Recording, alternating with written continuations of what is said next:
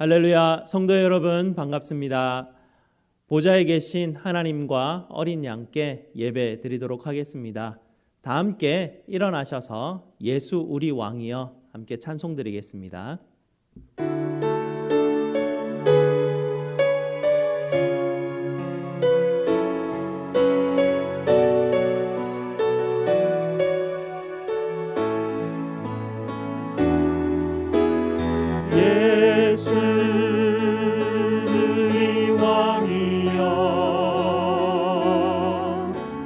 이곳에 오소서. 보좌로 주여 임하사 찬양을 받아 주소서. 주님을 찬양하오니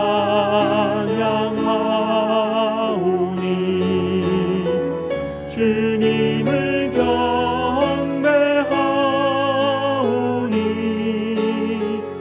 왕이신 예수여 오셔서 좌정하사 다스리소서.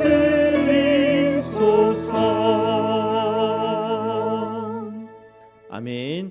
우리 하나님의 이름을 부르며 예배로 나아가겠습니다. 우리의 도움은 천지를 지으신 여호와의 이름에 있도다. 아멘. 우리 함께 요한계시록 5장 12절 13절 말씀을 합독하겠습니다. 죽임을 당하신 어린 양은 능력과 부와 지혜와 힘과 존귀와 영광과 찬송을 받으시기에 합당하도다. 보좌에 앉으신 이와 어린 양에게 찬송과 존귀와 영광과 권능을 세세토록 돌릴지어다. 아멘. 우리 하나님께서 여러분에게 이렇게 축복하시며 환영하십니다. 하나님 우리 아버지와 주 예수 그리스도로부터 은혜와 평강이 있기를 원하노라. 아멘. 우리 다 함께 찬송가 104장으로 하나님께 영광 돌리겠습니다.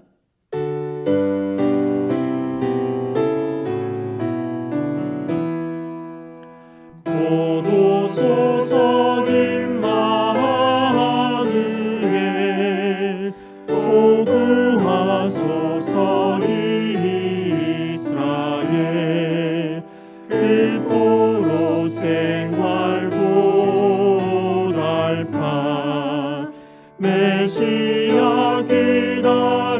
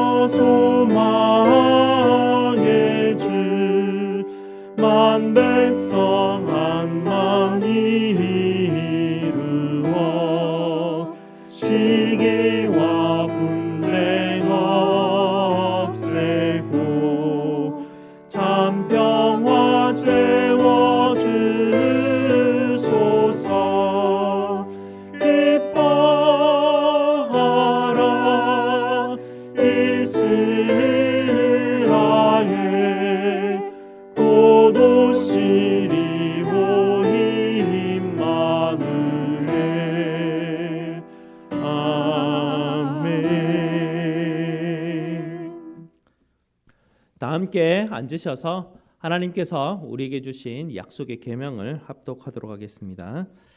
하나님이 이 모든 말씀으로 말씀하여 이르시되 나는 너를 애굽 땅 종되었던 집에서 인도하여 낸 내 하나님 여호와니라. 제1은 너는 나 외에는 다른 신들을 네게 두지 말라. 제2는 너를 위하여 새긴 우상을 만들지 말고 또 위로 하늘에 있는 것이나 아래로 땅에 있는 것이나 땅 아래 물속에 있는 것의 어떤 형상도 만들지 말며 그것들에게 절하지 말며 그것들을 섬기지 말라. 제3은 너는 내 하나님 여호와의 이름을 망령되게 부르지 말라. 제4는 안식일을 기억하여 거룩하게 지키라. 제5는 내 부모를 공경하라. 제6은 살인하지 말라. 제7은 간음하지 말라. 제8은 도둑질하지 말라. 제9는 내 이웃에 대하여 거짓 증거하지 말라. 제10은 내 이웃의 집을 탐내지 말라. 아멘. 약속의 계명에 비추어서 우리의 죄를 십자가 앞에 아뢰는 시간 갖도록 하겠습니다.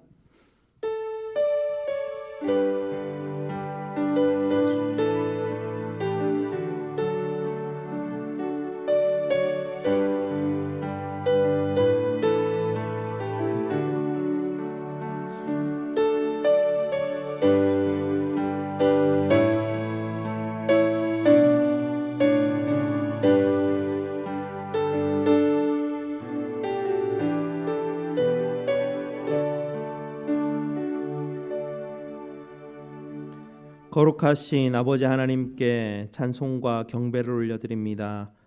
거룩하신 하나님 앞에 나아갈 어떤 자격도 없지만 오늘도 저희에게 베풀어 주신 십자가의 구원의 은혜를 붙들며 아버지 앞에 나아왔습니다. 저희에게 베풀어 주신 은혜를 기억할 때마다 너무나 감사를 드립니다.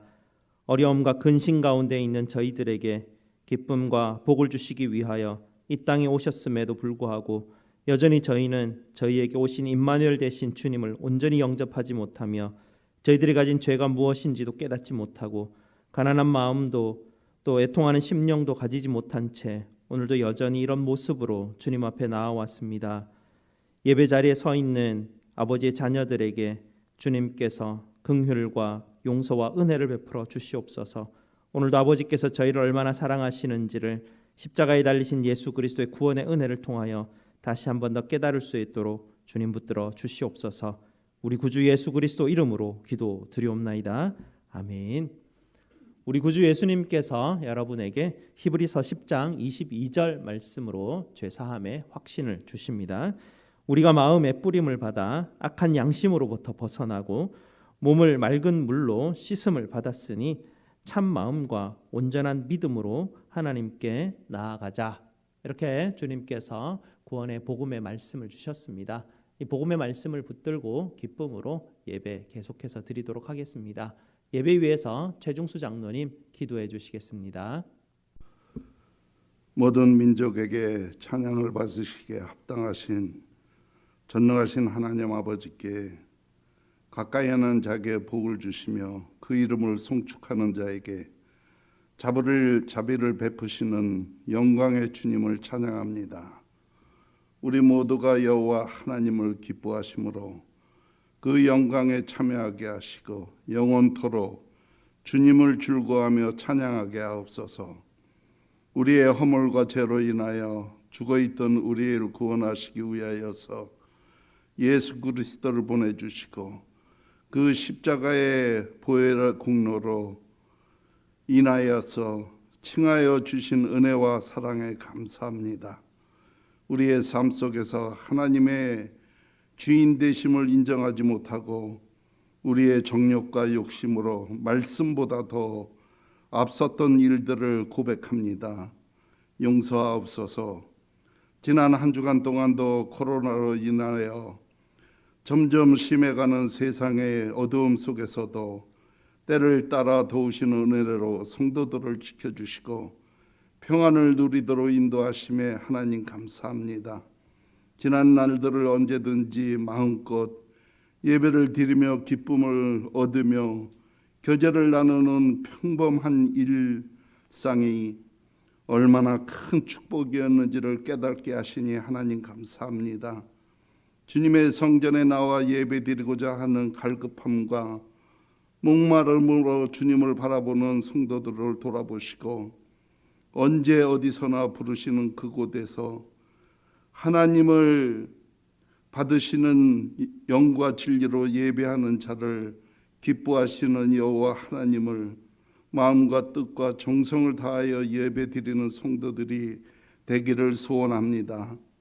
긴 세월의 팬데믹으로 혼란과 어두움 속에서도 임마누엘 하나님이 우리와 함께 하시는 소망의 주님만을 바라볼 수 있는 저희들이 되게 하옵소서. 오직 하나님의 은혜로 기뻐하며 사모하는 삶이 되어 어두움들을 잘 극복해 나갈 수 있도록 도와주시기를 원합니다. 하나님이 함께 하시지 않는 인생의 끝이 너무 허무함을 저희들이 알고 있습니다. 부귀와 영화 가운데에서도 주어진 세상의 즐거움보다 영원토록 하나님과 동행할 수 있는 꿈과 은혜를 더하여 주시옵소서. 경제적으로 어려움으로 인하여서, 바이러스로 인하여서, 육신의 연약함으로 인하여서 어렵고 힘든 성도들 찾아가 주셔서 위로하여 주시고 사랑으로 감싸 주시고 치료하시고 어두움들을 해결하여 주시는 역사를 보여주시기를 원합니다. 아름다운 공동체로 세우신 우리 제일장로교회 은혜를 베풀어 주시옵소서. 목사님, 권사님, 장로님, 집사님, 형제 자매들과 얼굴을 바라보며 예배하며 찬양하며 교제하며 주님의 일을 나누는 일들이 얼마나 큰 기쁨이요 감사한 일인지 깨닫게 하시니 하나님 감사합니다. 이러한 일들을 성도들과 할 수 있는 그날까지 모든 평안 중에 거하게 하시고 건강을 지켜주시기를 원합니다. 우리 아이들을 위하여 정재우 목사님 보내주심에 감사합니다. 어려운 가운데에서도 찾아오시어서 아이들을 위하여 만나지 못하지만은 인터넷으로 온라인으로 기도로 열심히 사역할 수 있도록 우리 목사님 도와주시옵소서. 모든 환경들을 열어주시옵소서.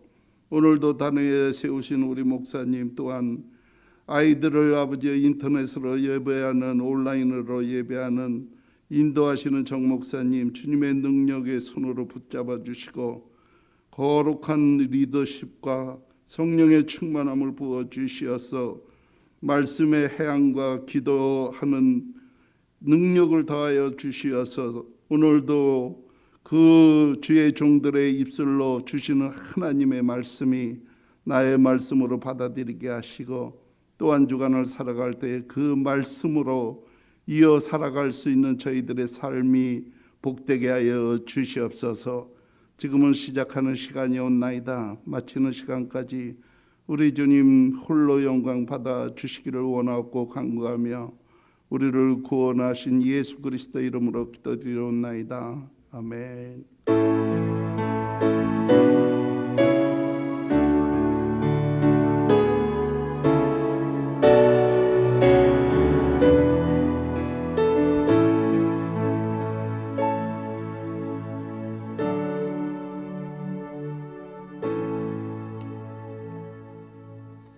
그는 주 예수 그리스도라는 제목으로 샤론 찬양대에서 찬양 드리겠습니다.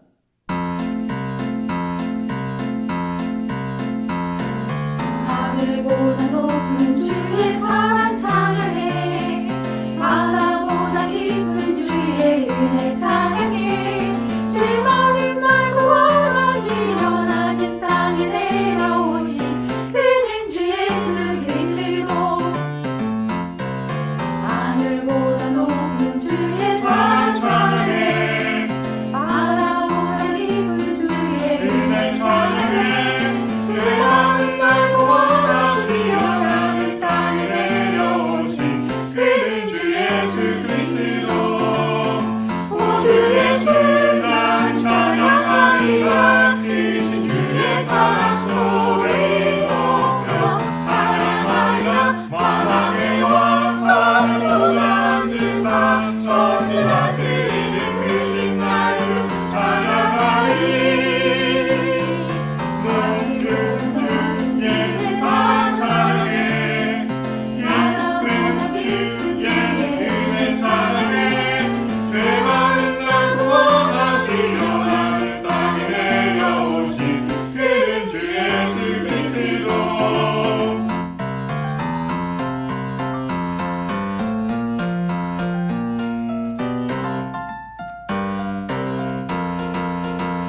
주의 승강 찬양하리라. 크신 주의 사랑 소리 높여 찬양하리라. 만왕의 왕 하늘로자 앉으사 천지 다스리는 크신 나의 주 찬양하리. 그 주의 승 나를 위한 주의 사랑 찬양해. 가나보다 깊은 주의 은혜 찬양해. 죄 많은 날 구원하시려 낮은 땅에 내려오신 그는 주 예수 그리스도 영원히 계신 주 나의 왕. 아멘 아멘. 아멘. 감사합니다. 하나님께서 우리에게 주시는 말씀을 보겠습니다. 오늘 하나님께서 우리에게 주시는 말씀은 이사야 42장 1절에서 4절 말씀입니다. 제가 가진 구약 성경 1018페이지입니다. 구약 성경 1018페이지 이사야 42장 1절에서 4절 말씀입니다. 다 찾으셨으면 이사야 42장 1절에서 4절 말씀 제가 봉독해 드립니다. 내가 붙드는 나의 종, 내 마음에 기뻐하는 자, 곧 내가 택한 사람을 보라. 내가 나의 영을 그에게 주었은즉 그가 이방에 정의를 베푸리라.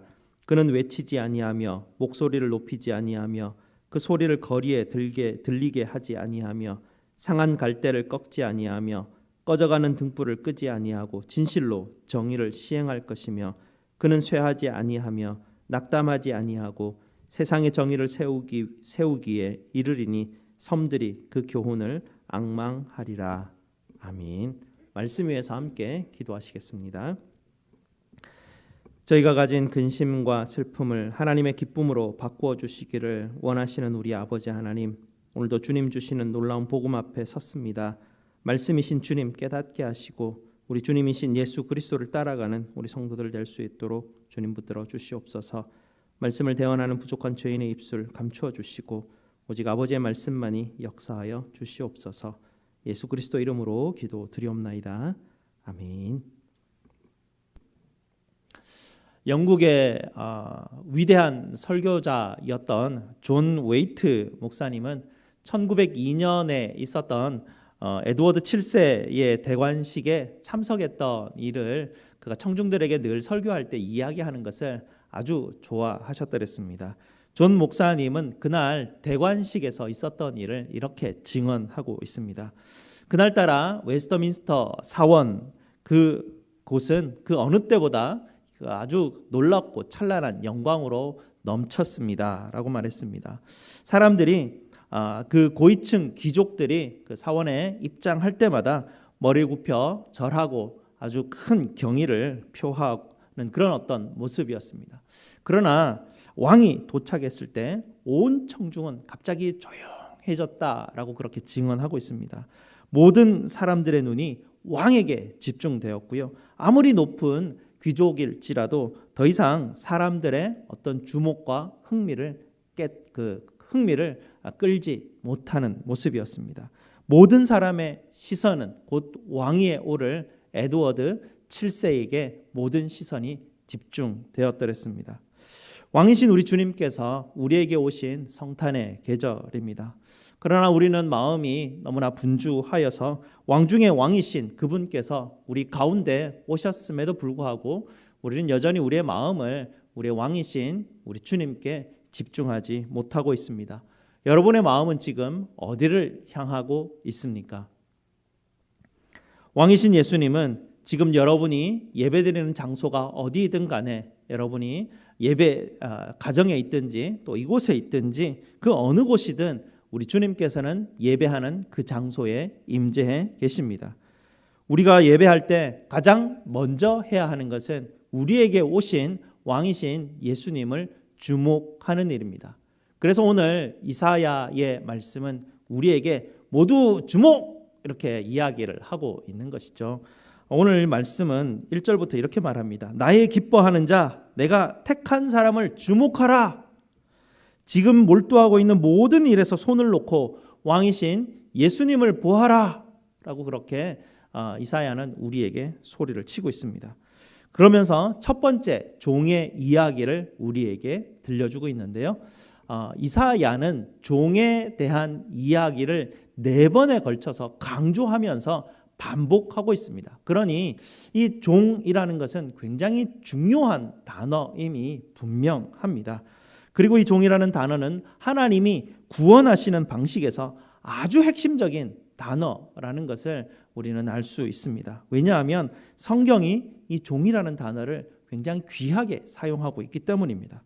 그러나 여전히 우리는 이 종이라는 단어를 이해하기가 참 쉽지가 않습니다. 왜냐하면 종이라는 단어, 사전적인 단어의 뜻을 몰라서 어려운 것이 아니라 우리를 구원하시기 위해서 택하신 이 단어가 우리가 생각하고 우리가 기도하려고 하는 방식과 정반대 방식의 정반대 방향에 놓여 있기 때문에 그것이 참 우리가 이해하고 받아들이기 어려운 것입니다.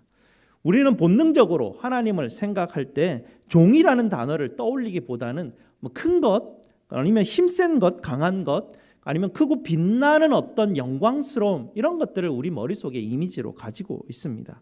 우리가 신앙하는 하나님, 우리가 기도하는 하나님은 당연히 강하신 분이고 당연히 크신 분이고 당연히 빛나는 영광을 가지신 분이라고 우리는 생각합니다.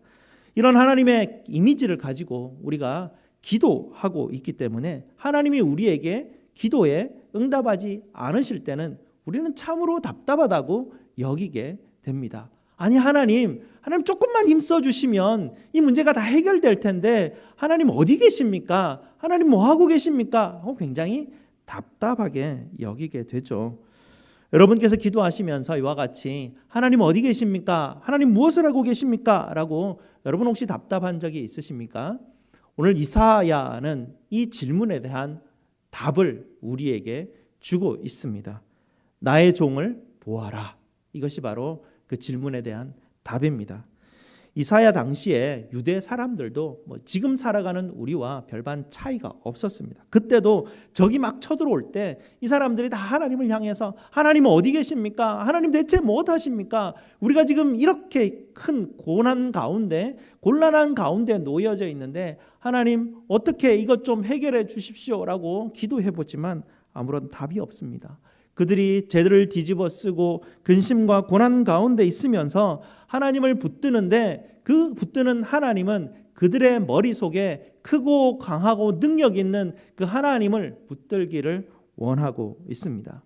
그런데 그들 눈앞에 나타난 커다란 어떤 그 군대의 모습을 보면서 그들이 느꼈던 것은 무엇이냐면 하나님보다 더 강하고 더 큰 게 있을 수도 있겠구나라는 그런 어떤 생각들을 이들이 하게 됩니다. 왜냐하면 사람들은 그 마음에 큰 것, 강한 것, 힘 있는 것, 이것이 세상을 이루는 전부라고, 세상을 해석하는 어떤 틀이라고 생각하기 때문에 하나님조차도 그렇게 생각했고 그들 앞에 있는 어떤 더 큰 하나님보다 더 큰 어떤 그 힘이 그들을 누르고 있는 어떤 그런 환경 가운데 있으면 갑자기 주저앉고 좌절하고 절망하며 하나님을 원망하고 답답해합니다. 이사야 41장 우리가 오늘 읽었던 본문 바로 앞부분에 보게 되면은요, 이스라엘 사람들이 그런 큰 거대한 적군을 맞아들일 때 거대한 금신상을 보는 듯하다라는 그런 어떤 표현들을 보게 됩니다. 하지만 하나님께서는 그 이스라엘 백성들에게 그들이 생각하고 있는 힘센 것, 강한 것, 그들의 눈앞에 있는 거대한 금신상과 같은 그들이 도무지 넘어뜨릴 수 없는 어마어마한 그런 어떤 영광스러운 어떤 그 우상이 그들의 눈앞에 있는 그 모습이 과연 어떤 모습인가? 그들이 바라보고 있는 그 우상의 실체는 무엇인가? 하나님께서 41장에 그들에게 분명하게 보여주고 계십니다. 41장 7절 말씀을 한번 보시기 바랍니다. 바로 앞장 넘기면 있는데요. 41장 7절 말씀 우리 다 함께 같이 읽도록 하겠습니다. 목공은 금장색을 격려하며 망치로 고르게 하는 자는 매질꾼을 격려하며 이르되 땜이 잘된다 하니 그가 못을 단단히 박아 우상을 흔들리지 아니하게 하는도다. 이스라엘 백성들 눈앞에 있는 거대한 제국의 실체가 무엇인지를 보여주고 있는 것이죠.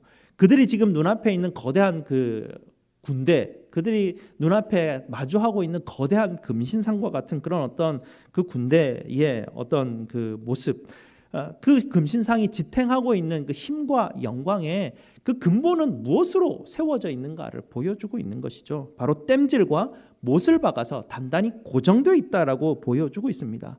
그 거대한 제국이 고작 땜질과 못을 박아서 고정하고 있다라는 것을, 그 실체를 우리에게 보여주면서 우리 눈앞에 있는, 우리가 생각하고 있는 힘, 큰 것, 빛나는 것, 그것이 얼마나 언제 무너질지 모르는 것인지, 얼마나 흔들릴 수밖에 없는 것인지, 그 실체를 하나님께서는 우리에게 보여주고 있습니다. 당시 유대인들도 여전히 하나님에 대한 이런 이미지를 가지고 있었던 것이죠. 그들은 하나님을 섬긴다고 하지만 이방인들이 생각하고 있던 것과 마찬가지로 하나님을 섬긴다고는 했지만 그들이 섬기는 것은 큰 것, 강한 것, 빛나는 것, 그것들을 섬겼기 때문에 이스라엘 백성들은 그들을 붙들고 있는 그 하나님보다 더 큰 힘이 있어 보이는 그것에 갑자기 좌절하고 절망하고 기도할 때 답답해할 수밖에 없었습니다. 우리도 마찬가지죠. 예수님을 주님으로 섬긴다고 우리는 말은 하지만 결국은 우리가 붙들고 있는 예수님의 이미지는 무엇입니까? 힘 있는 분, 우리의 문제를 해결해 주시는 분, 우리에게 복을 주시는 분, 그것을 우리가 예수님의 이미지로 우리는 그것을 우리 마음에 품고 그것을 품고 기도하고 있기 때문에 하나님이 이것을 주시지 않으면, 주님이 이 기도에 응답하지 않으시면 우리 굉장히 답답히 여긴다라는 것입니다. 이런 하나님을 우리가 늘 생각하고 상상하다 보니까 예수님께서 이 땅에 오셨을 때 굉장히 소수의 사람만 예수님을 알아볼 수 있었습니다. 대부분의 사람은 예수님이 누구인지 전혀 깨닫거나 볼 수가 없었습니다. 왜였습니까? 힘 있는 메시아를 그들은 마음에 품고 상상하고 있었기 때문에 그렇습니다. 우리도 여전히 힘 있는 예수님, 문제를 해결해 주는 예수님, 복을 주시는 예수님으로 생각하다 보니까 우리가 예수님을 제대로 만나지 못하는 것입니다. 우리가 예수님 앞에 나가서 기도할 때마다 예수님은 우리에게 늘 응답해 주시고 늘 답해 주시고 우리를 늘 가장 좋은 길로 인도해 주심에도 불구하고 우리는 그렇게 대답하시는 예수님을 만나지 못한다라는 것입니다. 우리가 생각하고 있는 전혀 다른 예수님을 찾고 있기 때문에 우리는 기도에 답답해할 수밖에 없습니다. 하나님은 우리의 상상을 뛰어넘는 능력과 지혜를 가지신 하나님이십니다.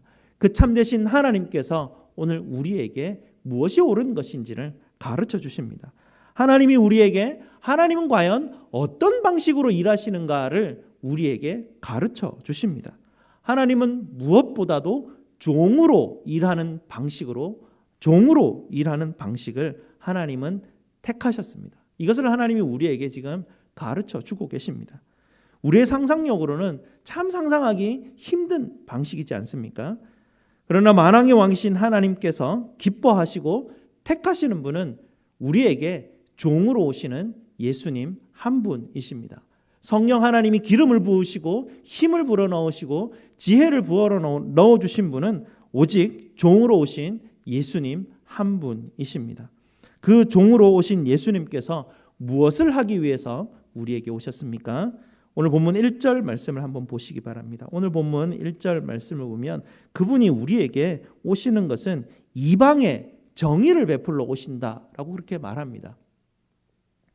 좀 엉뚱하죠.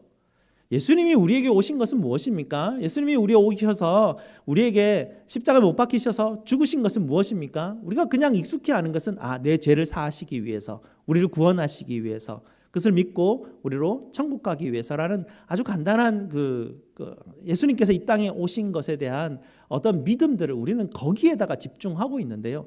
하나님이 사실은 종이신 예수님을 이 땅 가운데 보내신 가장 큰 목적은 훨씬 더 큰 개념입니다. 그냥 단순하게 자꾸 한 개인을 구원하고 나 자신의 어떤 죄를 용서하는 것에서 끝나는 것이 아니라 세상의 정의를 베푸시기 위한 것이 하나님이 종이신 예수님을 이 땅에 보내신 이유라는 것이죠. 예수님께서 온 땅에 정의를 베풀러 오시는데 그 정의를 베푸시는 방법이 무엇입니까? 2절부터 나오는데요. 외치지 아니하고 목소리를 높이지 않습니다. 소리를 거리에 들리게 하지도 않습니다. 상한 갈대를 꺾는다거나 꺼져가는 심지를 눌러버리는 강요나 힘으로 그 정의를 세우지 않는다라고 말씀해 주고 있습니다. 참으로 이상한 방식으로 정의를 베풀지 않습니까? 이런 방식으로 과연 정의가 베풀어집니까? 이 땅의 정의는 어떻게 세워지고 있습니까?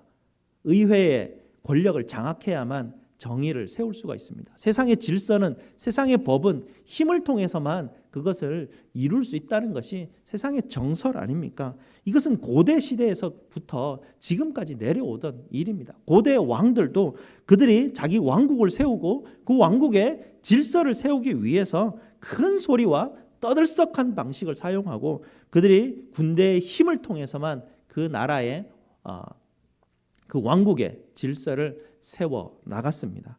그러나 이미 하나님께서는 그 고대 시대부터 힘으로 세우는 정의를 말하고 있지 않으십니다. 하나님이 보내시는 종은 이 세상에 아무리 약하고 쓸모없는 사람 앞에서도 그들에게 종으로 일하시는 바로 예수님이십니다. 예수님은 평범한 가정을 통해서 이 땅 가운데 오셨습니다. 예수님은 작은 마을에서 가장 비천한 장소인 동물의 여물통을 통해서 오셨습니다. 자라나신 마을도 당시 사람들이 무시했던 갈릴리의 인기 없는 장소인 나사렛에서 자라나셨지 않습니까? 자라셔는 예수님께서는 목수라는 노동자의 직업을 가지셨습니다. 예수님은 아무도 가까이 하지 않는 나병 환자를 만져주시고 죄인들을 가까이 하셨습니다. 제자들의 발을 씻기시는 분이셨고요. 어린아이의 친구와 같은 분이셨습니다. 당시 무시당하던 여인들을 제자로 삼으셨고 여인들을 예수님이 따르는 무리에 아주 중요한 직책을 맡겨 주셨습니다. 그리고 가장 치욕스러운 자리였던 그 십자가에 달려 돌아가셨죠. 예수님은 이렇게 우리에게 종으로 오셨습니다. 그분의 생애는 유별나지도 않았고요, 요란스럽지도 않았고 그분은 그분 스스로를 결코 드러내지 않으셨습니다. 상한 갈대를 꺾는다거나 또 꺼져가는 심지를 눌러 버리는 일은 더군다나 하지 않으셨습니다. 이런 예수님을 바울은 빌립보서에서 이렇게 고백하고 있죠. 빌립보서 2장 6절에서 8절 말씀입니다. 그는 근본 하나님의 본체시나 하나님과 동등됨을 취할 것으로 여기지 아니하시고 오히려 자기를 비워 종의 형체를 가지사 사람들과 같이 되셨고 사람의 모양으로 나타나사 자기를 낮추시고 죽기까지 복종하셨으니 곧 십자가에 죽으심이라. 예수님은 자신의 삶을 겨자씨에 비유하셨습니다. 겨자씨는 농장에서 가장 작은 씨앗이지만 결국에는 아주 무성한 나무로 자라납니다. 이것이 바로 하나님께서 우리 가운데서 일하는 방식이라고 하나님은 성경을 통해서 누누이 우리에게 가르치시고 강조하십니다. 아브라함이라는 작은 사람 한 가정을 통해서 하나님은 일하셨습니다. 하나님은 이스라엘이라는 가장 작은 민족을 통해서 일하셨습니다. 그들에게 하나님의 정의가 무엇인지 십계명을 통해서 율법을 통해서 그들에게 가르쳐 주셨습니다. 이스라엘을 통해서 세상을 정복함으로 하나님의 정의를 그들에게 가르쳐 준 것이 아니라 늘 정복당함을 통해서 이스라엘을 세상 속으로 들어가게 하였습니다. 정치, 군사, 과학, 철학, 경제들이 모두 이방 땅에서 부흥을 일으켰지만 바로 정의와 율법을 세운 문명의 가장 큰 기초와 근원은 이스라엘을 통해서 조용히 세상 가운데 뿌리 내리게 하셨습니다. 세상의 정의는 하나님이 세우시고 예수님이 완성하셨습니다. 일부 무신론 진보주의자들이 자기들이 마치 정의의 근원인 것처럼 외치고 있지만 상한 갈대와 꺼져가는 등불조차도 등불을 위한 정의는 이미 힘으로 정의되었던 고대 시대부터 성경이 예언하였고 바로 예수님이 완성하신 것이 바로 정의의 모습입니다. 예수님 없이 세상의 정의는 결코 뿌리 내릴 수가 없습니다. 4절을 보시기 바랍니다. 4절을 보시면 예수님이 종으로 일하시지만 쇠하지 아니하며 낙담하지 아니하며 세상의 정의를 세우기에 이르리니 섬들이 그 교훈을 앙망하리라. 이것이 하나님께서 일하는 방식이고 우리 주님께서 이루신 세상의 정의입니다. 하나님이 일하시는 방식인 십자가는 너무나 약해 보이고 너무 지혜 없어 보입니다. 하지만 십자가야말로 하나님의 능력이시고 하나님의 지혜이심을 하나님께서는 역사를 통해서 우리에게 보여주셨고요. 앞으로 하나님의 오실 하나님의 나라를 통해서도 우리에게 주실 것입니다. 하나님께서 일하시는 방식은 세상과 정반대 방향으로 흐르고 있음을 여러분 이제는 아시겠습니까? 세상의 방식은 힘과 강요를 통해서 일을 해내는 방식입니다. 그러나 그리스도인들은 사랑과 온유와 섬김을 통해서 세상을 구원하는 방식입니다. 세상은 왕과 장군의 권위를 사용하여서 정의를 강요하지만 그리스도인들은 종이 되어서 세상에 정의를 제공합니다. 예수님께서 요한복음 13장 14절 17절에서 말씀을 주셨는데요. 한번 찾아서 말씀을 읽어보도록 하겠습니다. 신약 170페이지입니다.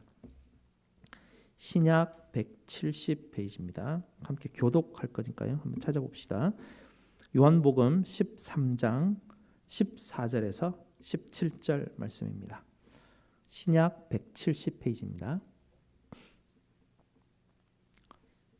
신약 170페이지 요한복음 13장 14절에서 17절 말씀 저와 함께 교독하시고 마지막 함께 읽도록 하겠습니다.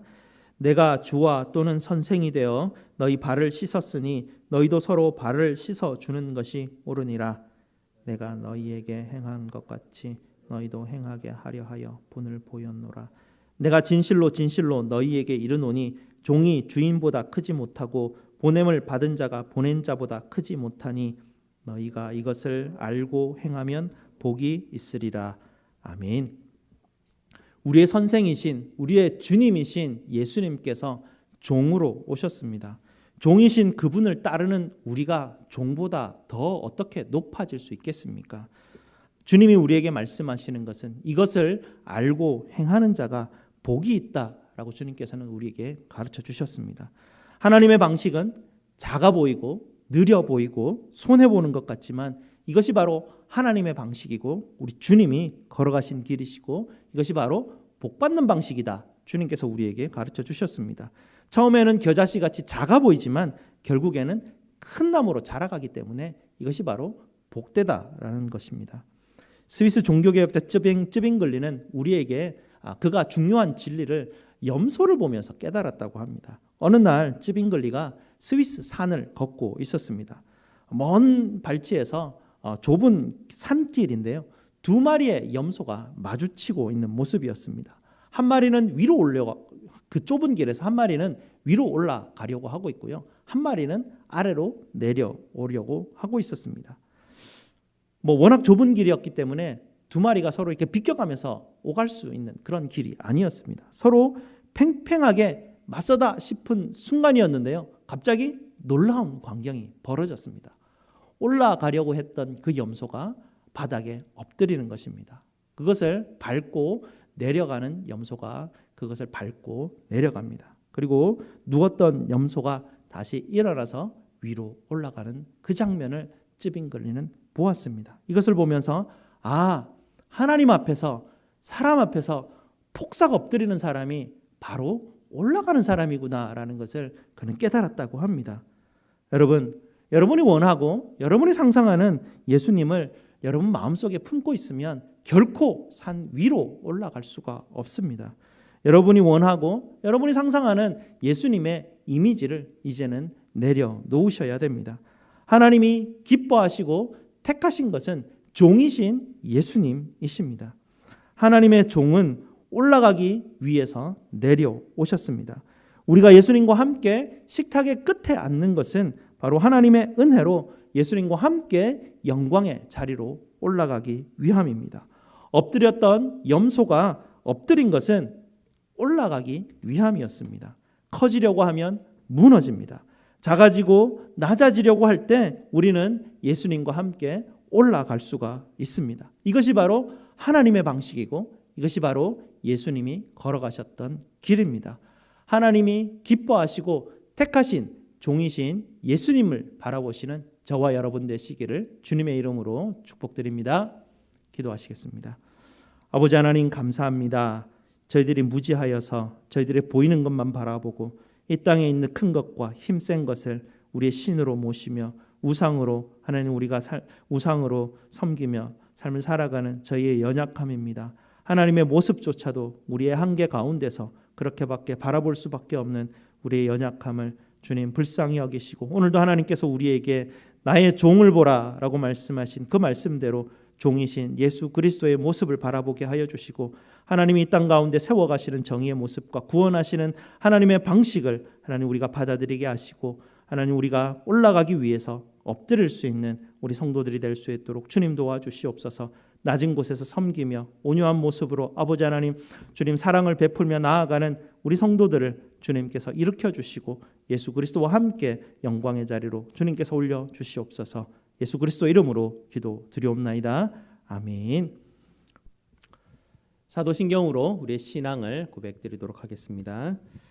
전능하사 천지를 만드신 하나님 아버지를 내가 믿사오며 그 외아들 우리 주 예수 그리스도를 믿사오니 이는 성령으로 잉태하사 동정녀 마리아에게 나시고 본디오 빌라도에게 고난을 받으사 십자가에 못 박혀 죽으시고 장사한 지 사흘 만에 죽은 자 가운데서 다시 살아나시며 하늘에 오르사 전능하신 하나님 우편에 앉아 계시다가 저리로서 산자와 죽은 자를 심판하러 오시리라. 성령을 믿사오며 거룩한 공회와 성도가 서로 교통하는 것과 죄를 사하여 주시는 것과 몸이 다시 사는 것과 영원히 사는 것을 믿사옵나이다. 아멘. 다 함께 하나님께 봉헌하시겠습니다.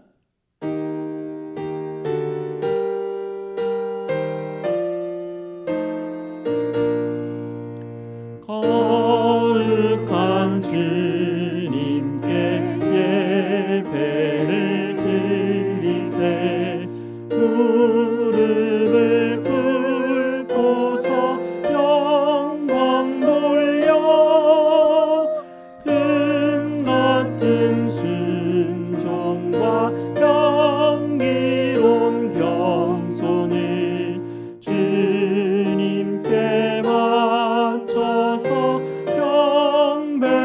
경배하세 떨면서 바치는 이 작은 예물도 주님은 귀하게 받으시리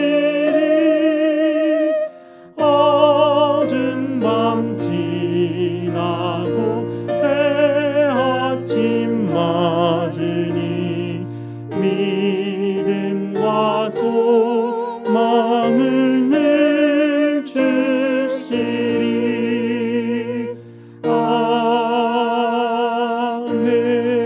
아멘. 감사기도 드리겠습니다.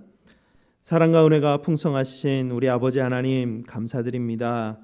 어려움과 두려움의 시기를 살아가고 있지만 저희를 구원하시기 위하여 자기를 비우시고 이 땅에 사람으로 오신 우리 예수님을 기억하는 이 12월을 맞이하게 하시니 감사를 드립니다.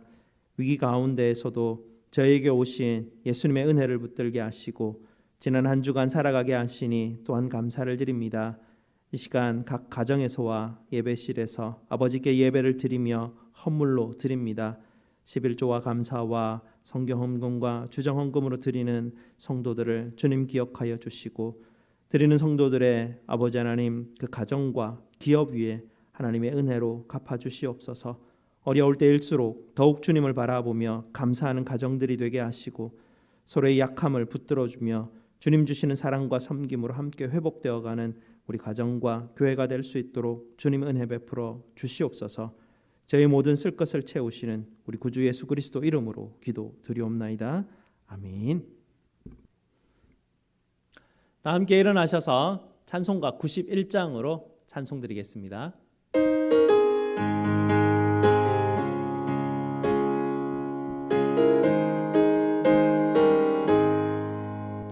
슬픈 마음 있는 사람 예수 이름 믿으면 영원토록 변함없는 기쁜 마음 얻으리.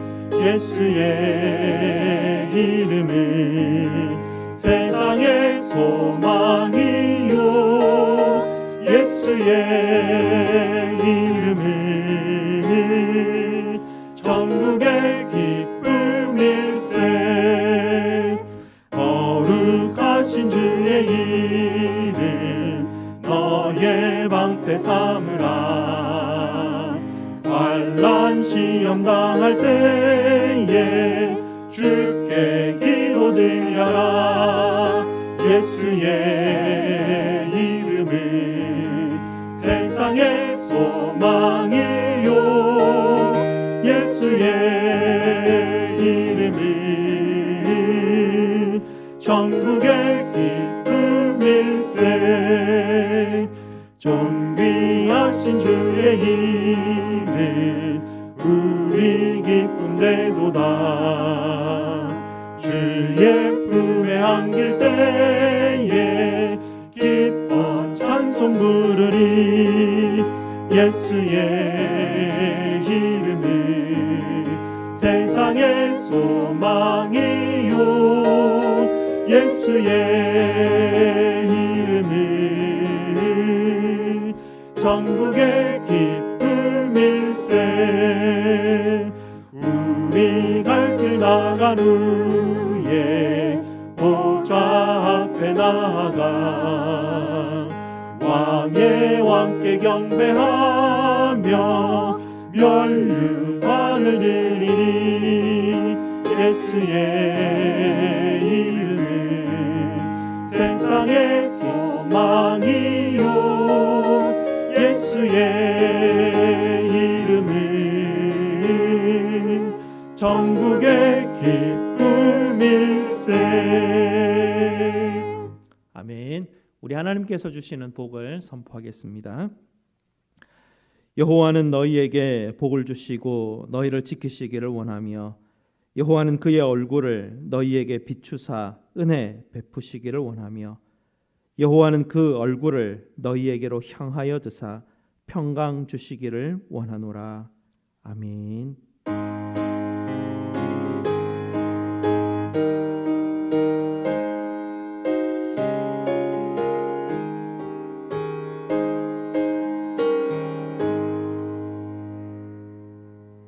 우리 서로를 축복합시다. 하나님은 너를 지키시는 자.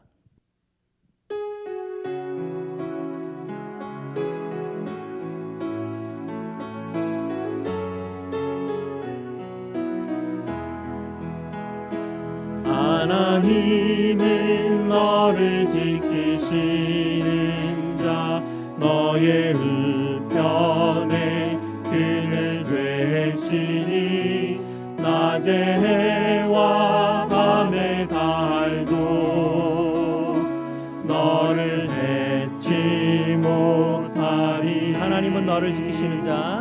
하나님은 너를 지키시는 자 너의 환난을 면케하시니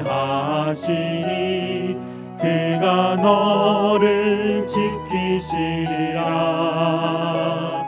너의 출입을 지키시리라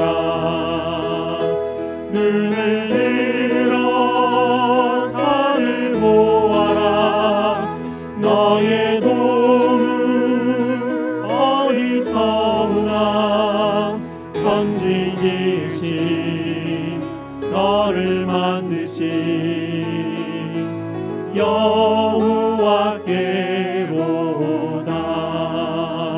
여호와께로다. 아멘. 광고 말씀드리겠습니다. 어려울 때입니다. 어려울 때일수록 더욱 기도와 예배에 힘쓰시는 여러분 되시기를 바랍니다. 오늘 일부 예배 이후에 2021년 예산안 심의를 위한 재직회 및 공동의회가 있을 예정입니다. 다들 참석해 주시기 바랍니다. 그리고 오늘 예배 마치고 돌아가실 때 2021년 달력을 여러분 가정당 한 개씩 가져가 주시기를 바랍니다. 혹시 가정에서 예배 드리는 분들은 연락 주시면 저희가 준비해서 가정에 배달해 드리도록 하겠습니다. 감사합니다. 다음 주에 뵙겠습니다.